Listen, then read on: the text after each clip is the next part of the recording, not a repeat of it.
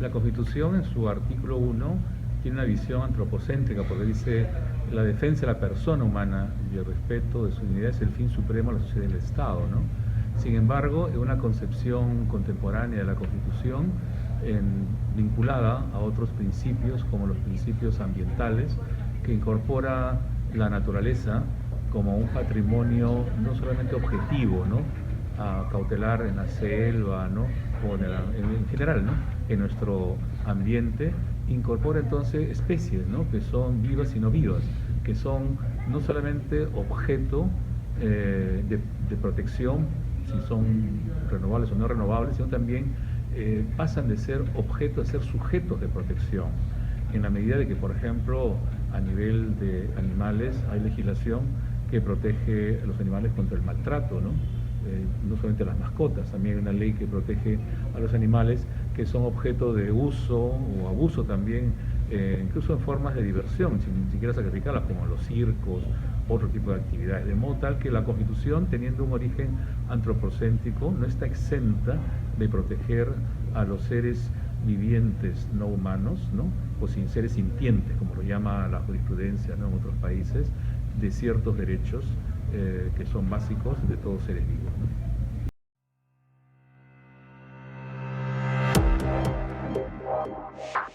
Bueno, en el mundo contemporáneo, donde los animales han sido reemplazados por las fuerzas motoras, ¿no?, mecánicas, piensen ustedes que antes que existiera el motor, ¿no?, el transporte de personas, de las cosas, eran hechas por animales, ¿no?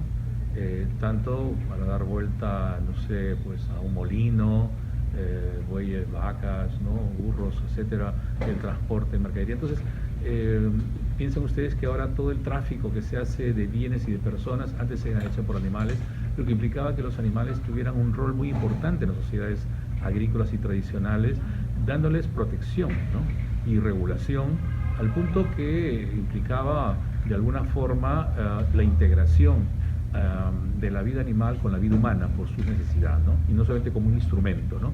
De ahí que el desarrollo jurídico ya en países modernos ha alcanzado, por ejemplo, en Suecia, a tratar la dignidad humana para los seres vivientes, lo cual incorpora, como es obvio, no solamente a los seres humanos, sino también a los seres vivos no humanos, ¿no?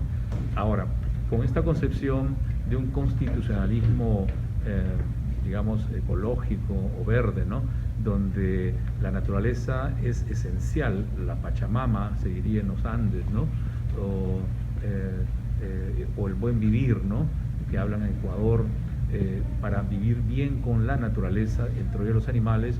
Creo que se ha ido extendiendo progresivamente ciertos atributos de la persona en un sentido negativo y positivo hacia los animales. Por ejemplo, negativo, no maltratarlos, ¿no? Positivo, cuidar a un animal, ¿no? No abandonarlos si te vas de viaje, ¿no?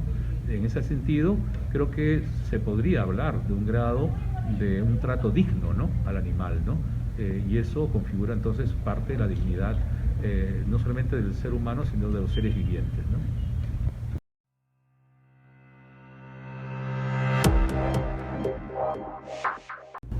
El proyecto de sentencia y la sentencia, ¿no?, una vez ya votada, refleja una discriminación histórica en torno al tratamiento de las tradiciones españolas, ¿no?, de los conquistadores, como la corrida de toros y la pelea de gallos, en relación a las tradiciones culturales andinas y afro, digamos, peruanas incorporadas, en la medida que permite, ¿no?, que sobre pretexto de ser una práctica cultural, la corrida de toros y la pelea de gallos pueda continuar en todo su desarrollo, ¿no?, o su desarrollo, podríamos decir también, ¿no?, de que vayan menores, por ejemplo, ¿no?, a ver la crueldad o la matanza de animales, mientras que por otro lado proscribe, ¿no?, la sentencia actividades en relación a tratos violentos contra animales propias de origen andino o de origen afro-peruano, con lo cual,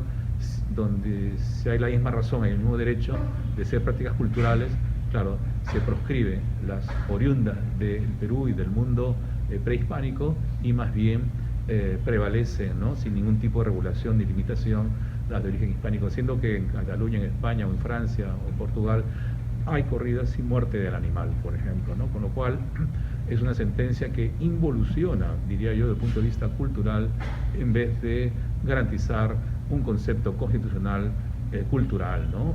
Porque la cultura no está ajena a los valores humanos, ¿no? De la vida y su entorno, ¿no? Y por el contrario, más bien discrimina, ¿no? A efectos de mantener un estatus, ¿no? De privilegio, y discrimina a la corrida de toros, digo, ¿no? Y la pelea de gallos, y discrimina las tradiciones andinas, que son menos agraviantes, creo yo, que las que están siendo permitidas, ¿no?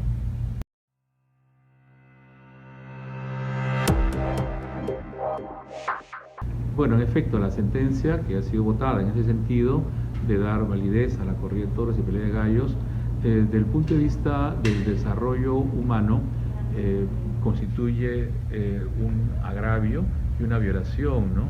A lo que modernamente se considera el desarrollo humano, ¿no? Por Naciones Unidas, dado que encubre como cultural actividades que no son propias del siglo XXI. Digo esto porque el origen del toreo al menos viene desde Roma, ¿no? Cuando a un hombre lo tiraban al ruedo en el circo, luchar con un tigre o un animal, también un toro, y defenderse. Y luego esto que se incorpora en España pasa a ser una fiesta, ¿no? Donde no hay arte, ¿no?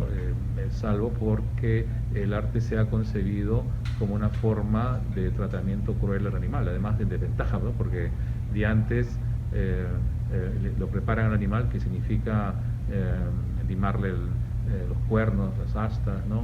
Embadurnarle los ojos, ¿no? De unas cremas que permitan que no vean bien, ¿no?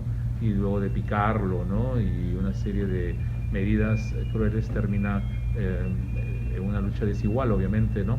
Totalmente desigual, sacrificándolo, ¿no? De modo tal de que es un resabio, evidentemente, de tradiciones que van y regresan, ¿no? Muchas veces en la historia, pero que esperemos que, como ha ocurrido en otros casos, ya sea el Parlamento pueda pronunciarse dando una ley, ¿no? Que si no prohíba, regule la materia, ¿no? O la restrinja, ¿no? La desaliente, o en todo caso, como ha ocurrido, cabe que puedan plantearse una petición ante la Comisión Interamericana y que resuelva la Corte Interamericana, porque hay derechos humanos involucrados, no solamente aspectos de carácter de estricta constitucionalidad nacional, ¿no? Sino también derechos humanos que yo creo que a nivel internacional son un parámetro de control de la validez de tipo de actuaciones que permiten los estados. Bueno, quiero enviar un saludo y felicitación al Círculo de Estudios de Derecho Constitucional Norberto Bobbio de la Universidad Nacional de Trujillo, ¿no?